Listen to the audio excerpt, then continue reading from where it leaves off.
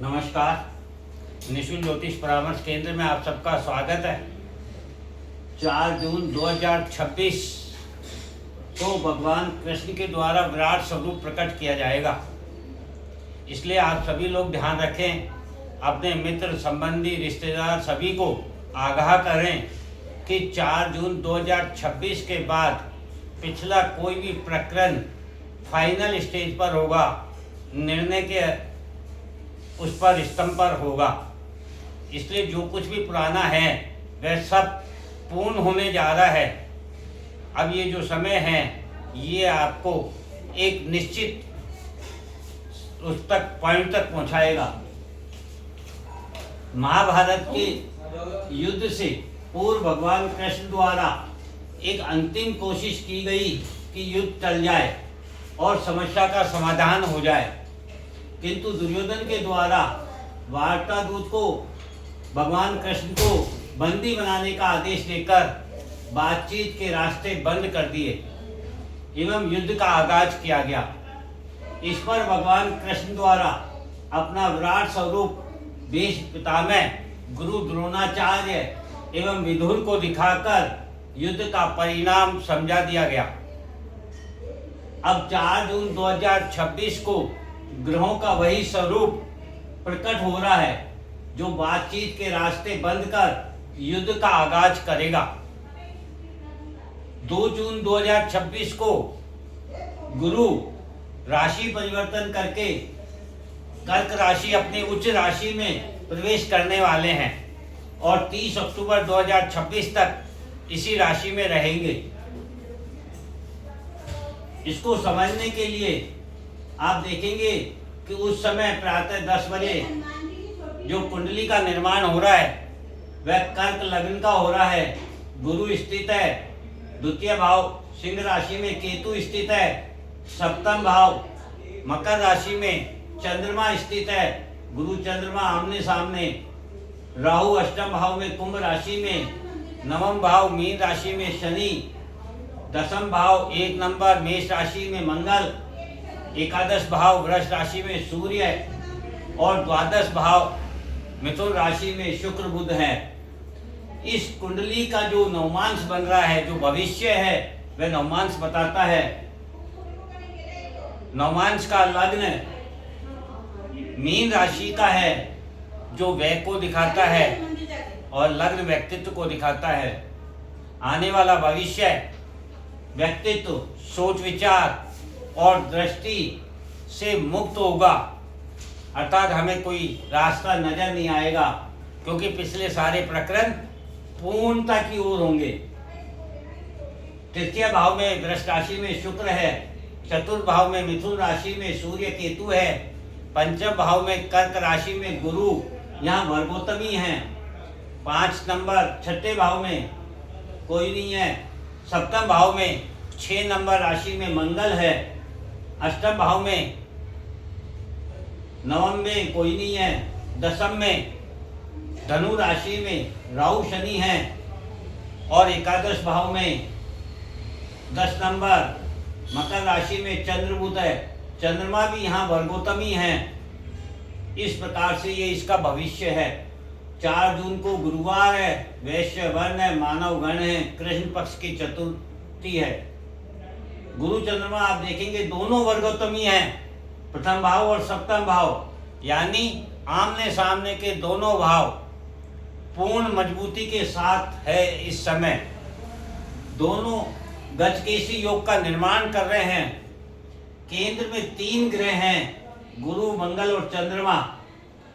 गुरु रजस गुण के साथ धर्म के द्वारा, शनि के सत्व गुण के साथ संसार के सभी प्रकरणों को अंतिम रूप प्रदान करेंगे, यानी उनका भाग्य का पूर्णता की ओर लेके जाएंगे। अच्छा है या बुरा है, सही है या गलत है, शुभ है या अशुभ है, जो भी है पूर्ण होने जा रहा है।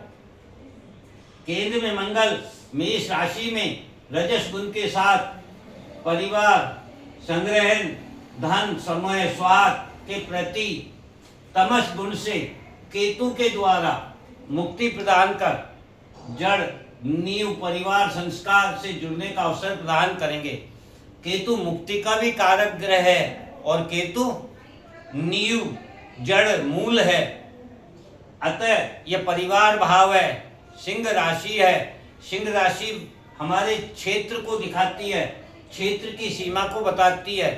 वर्तमान समय में परिवार बिखर गए हैं, बच्चे कमाने दूर चले गए हैं, माता पिता अलग रहते हैं, बुजुर्ग अलग रहते हैं, इसलिए ये समय केतु के द्वारा अपने उस डीएनए से जोड़ने का है, अर्थात पुराने कार्य कर्म से मुक्ति एवं नई शुरुआत कराएंगे। यहाँ केतु केंद्र में चंद्रमा सप्तम भाव मकर राशि में, ये चंद्रमा गुरु से दृष्ट होकर समाज की जो सृजनात्मक सोच को रजस गुण के साथ संसार में व्याप्त संग्रहण की जो हमारी इच्छा है एवं भविष्य का भय, ये जो तमस गुण है, इसको आत्मा सूर्य के द्वारा मुक्ति प्रदान करने की इच्छा जागृत करेंगे।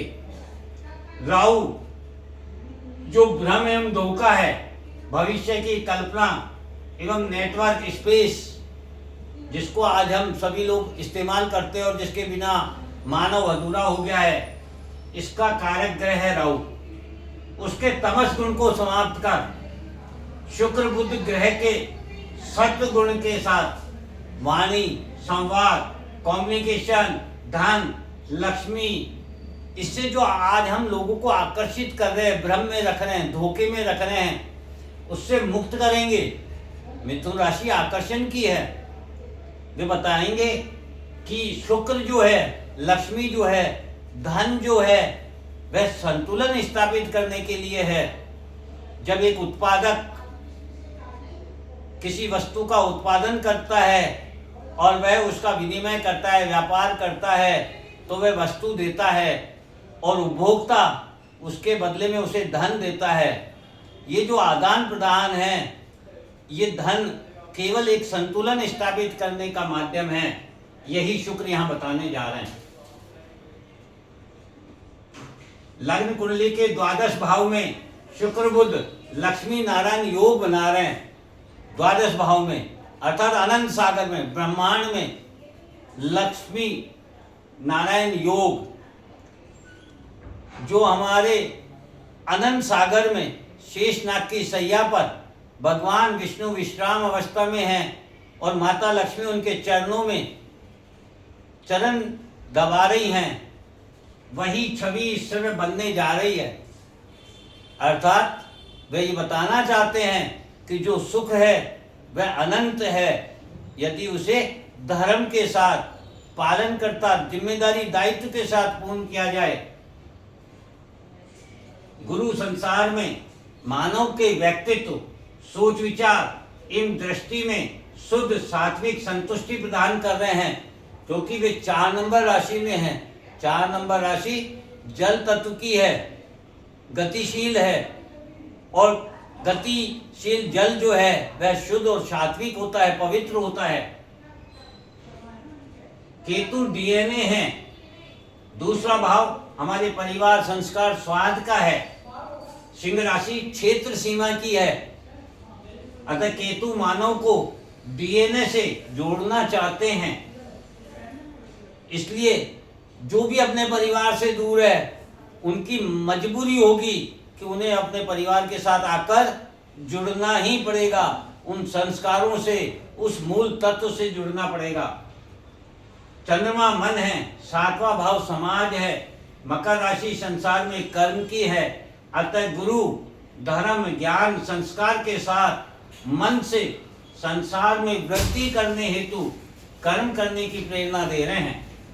इसका भविष्य नवमांश बताता है। नवमांश कुंडली में लग्न मीन राशि का है, जो व्यक्तित्व, सोच विचार, दृष्टि का व्यय है। शुक्र वृष राशि में 30वें भाव में पराक्रम को शांत स्थिर स्वभाव के साथ निरंतर सामंजस्य संतुलित स्थापित करेंगे। सूर्य केतु मिथुन राशि चतुर्थ भाव में सुख भोग के आकर्षण को आत्मा की मुक्ति में बता रहे हैं कि असली सुख आत्मा की मुक्ति में है, असली आकर्षण आत्मा की मुक्ति में है। गुरु वर्गोत्तमी होकर कर्क राशि पंचम भाव में पूर्व जन्म को शुद्ध पवित्र बनाने हेतु ज्ञान धर्म संस्कार की बुद्धि दे रहे हैं। मंगल कन्या राशि सप्तम भाव में संसार में व्याप्त शक्ति ऊर्जा में परिपक्वता के साथ संसार की वृद्धि एवं सुरक्षा प्रदान करेंगे। राहु शनि धनु राशि दसम भाव में संसार में कर्म करने का लक्ष्य निर्धारित कर उच्चतम शिखर प्रदान करेंगे। चंद्र बुध एकादश भाव मकर राशि में मानव को इच्छा कर्म करने की जागृत करेंगे एवं मन बुद्धि विवेक वाणी का सदुपयोग बताएंगे। वैश्यवन उत्पादन को उपभोक्ता तक पहुंचाने का जो मध्यस्थता का कार्य है वह वैश्य वर्ण में आता है और गुरु यहाँ पर मध्यस्थता ही बता रहे हैं। वे दुर्योधन से कौरवों और पांडवों के बीच में मध्यस्थता करने ही गए थे। मानवगण प्रकृति संसार में संतुलन बनाना मुक्ति हेतु कर्म करना ये मानवगण हैं। संसार में सब कुछ आता जाता रहता है किंतु मानव द्वारा किया गया कर्म अमित होता है। संसार कर्मों को मानता है, कर्म प्रधान है और इसमें कर्म ही स्थायित्व रखते हैं। मानव इंसान स्थायित्व नहीं रखता है, यही ये भविष्य बता रहा है। अब इसको यदि और अच्छे तरीके से समझना है कि गुरु के इस राशि परिवर्तन से इतना बड़ा परिवर्तन यदि विश्व स्तर पर होने जा रहा है तो उसका हमें कैसे और गहराई से समझ सकते हैं, तो इसको हम अगले एपिसोड में फिर समझने का प्रयत्न करेंगे। जय हिंद, जय भारत।